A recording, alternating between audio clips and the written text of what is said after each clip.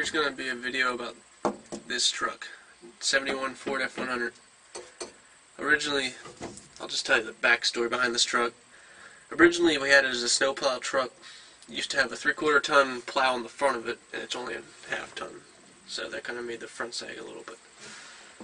After we got a snowblower, we yanked the plow off, sold the plow. The truck sat in the backyard for 3-4 years.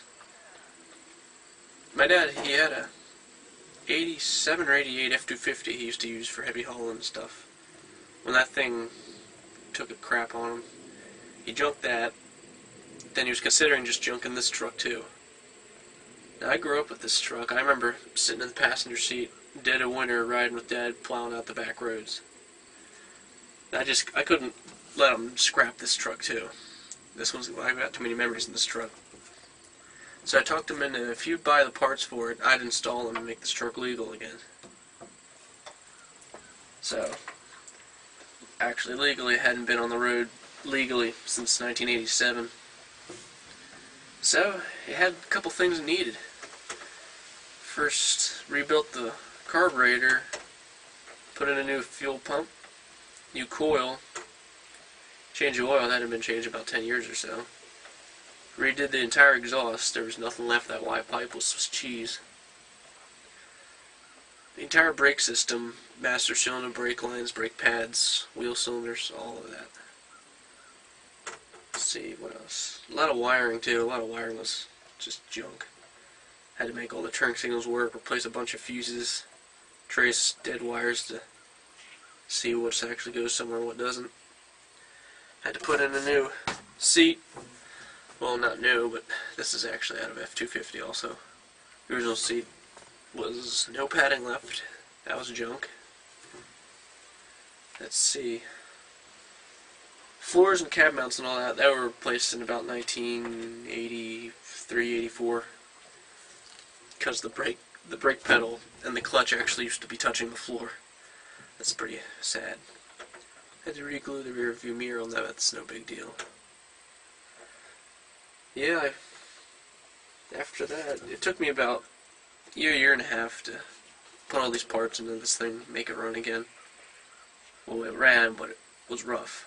You'll see in the later videos. The first video in this video is the first time we started up after about 3 years. All we did was take a mower gas can and run a line to the fuel pump. Surprised me, it actually started right up. It wasn't locked up or anything. The squealing you hear, that's the belt just screaming its ass off. And the alternator, the bearings in that were shot, so they scream like a bitch too. But after that, we put in the barn the rad support, and this was sorry shape. I had to put so many patches in the rad support, it's pretty much made of patches. The radiator, that had a couple holes in the aluminum. I tried bronzing it, but it didn't work. It just kept on blowing it all apart. So I got a Chevy radiator from a friend, from a 81 or 2 Chevy pickup. The outlets are both on the wrong side, but I put it in, got some extra hose and jerry-rigged it in there. It's not pretty, but it doesn't leak. It's free.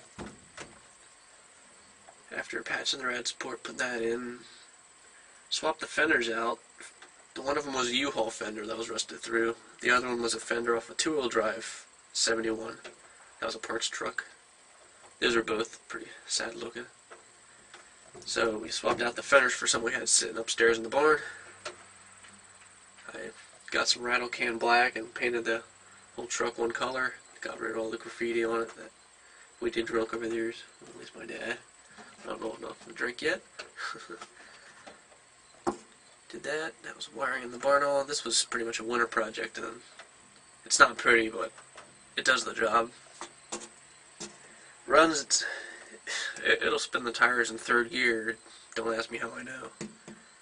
My friends seem to love it. I wish I had this truck in high school. That would have been so much fun. Take it off-road a couple times. Does pretty good. It's got 311050 all-terrains, the old style, we have good rich ones. They used to be on my 86 Ranger, aka the Danger Ranger, but they look a lot better on this. They don't rub at all. Perfect size. That 360 V8 fools them. Also, that 360 V8 that's in it, that was actually out of late 60s Ford Thunderbird. That car, I think it was rusted out. I don't know, I wasn't born until '91, so. But this truck originally had a 390 in it. My dad swapped that out and he put that motor in a hot rod because it ran real well. He put this 360 in it. This 360 runs well too. You can't kill this motor. They say you either have a good one or a bad one. This is a great motor. Other than that, runs, drives, inspected. Just got inspected this past month actually. August 2010.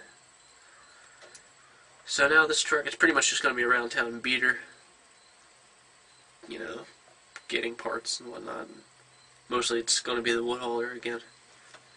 Bring the chainsaws and get some firewood. I mean, this isn't going to be on any distance. This truck, I don't think it would make it.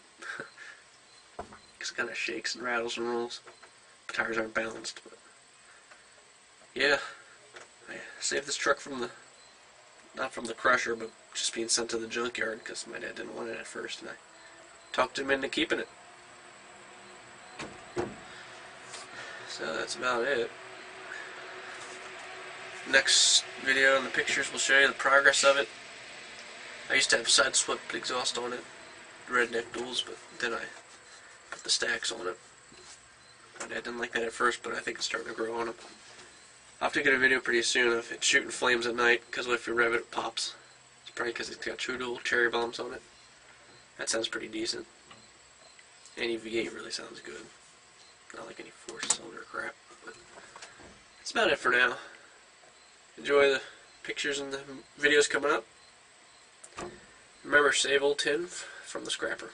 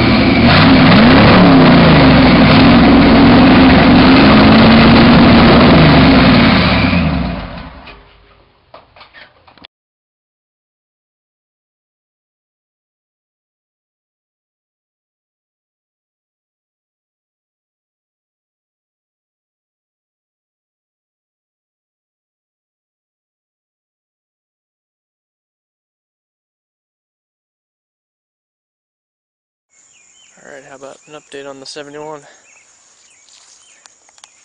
Paint all black. Well, it's just to get one color anyway. Here's the big update. Legal. You know the last time this thing had a sticker on? 1986. Alright, redid the stacks on the... well, I put stacks on it, didn't have stacks originally. On the 71. 2.5 inch slash cut. I already had holes, so I just ripped them up bigger. There.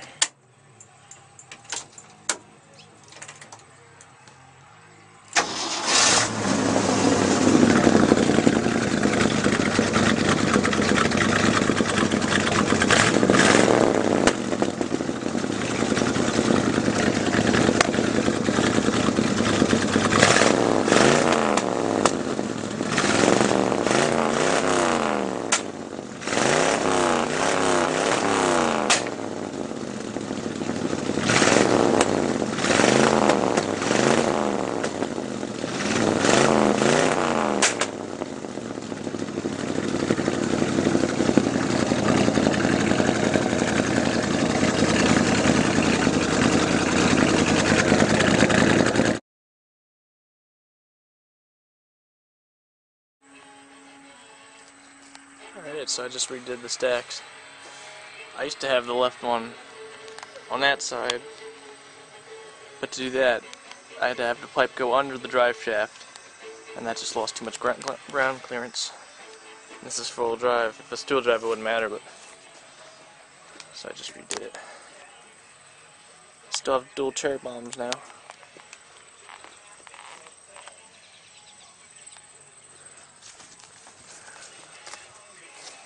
It's not pretty, but I like it. It's all mounted in place now. Alright, let's see if I can start it right up cold.